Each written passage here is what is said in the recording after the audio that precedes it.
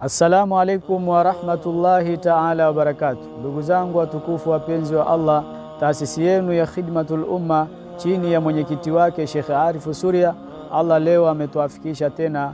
Tumekuja hospitali ya Malawi Yombo Vituka.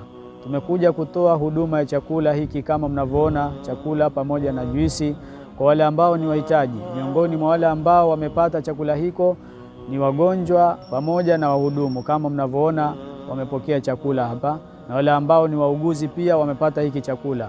Lakini ndugu yangu Muislamu, hii ni juhudi ambayo tunatakiwa tuifanye sote. Vile ambavyo Allah anaturuzuku basi tuvigawe.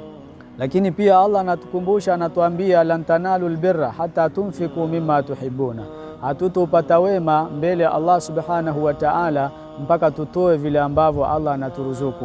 Kwa hiyo miongoni mwa vile ambavyo Allah anaturuzuku basi tuvigawe kwa ajili ya kuwasaidia wale ambao hawana uwezo, ni wahitaji.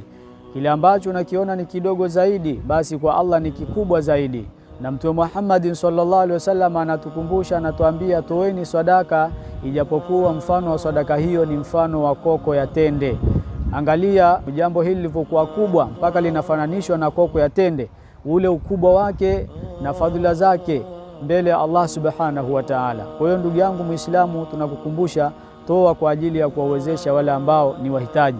Lakini Mtume akaendelea pia kutukumbusha ituamul jai'i min a'dhamil qurbati ila Allah ta'ala, kumlisha yule mwenye njaa ni katika ibada kubwa zinazomkurubisha mtu mbele ya Allah subhanahu wa ta'ala. Tunaambiwa min makarimil akhlaq badalu tu'ami lilmuhtajin, miongoni mwa tabia njema tunaambiwa ni kuwapa chakula wale wenye kuhitaji. Sasa sisi tumekuja kugawa chakula hiki na juisi na maji kama mnavyoona.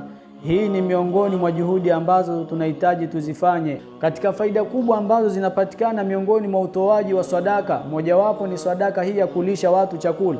Al-Imam Al-Ghazali anasema man at'ama musliman hatta yashba'a adkhalahu Allahu min ayi abwabil jannati sha, yoyote atakayemlisha Muislamu mpaka akashiba basi Allah atamuingiza mtu huyo katika milango ya peponi anayoitaka. Kwa hiyo sadaka ina faida nyingi ndugu yangu Muislamu. Sadaka inakufungulia mambo ya kheri, sadaka inakufungulia milango ya riziki, sadaka inakuondoshea mabalaa, lakini pia sadaka inakupa wewe faraja mbele ya Allah subhanahu wa ta'ala. Kwa hiyo tunakukumbusha ndugu yangu Muislamu, juhudi hii tuifanye sote, lakini pia changia kwa namba zinazopita hapo chini, sisi tutafikisha. Jazakumullahu khair wa ahsan jazaa fi darain. Shukran.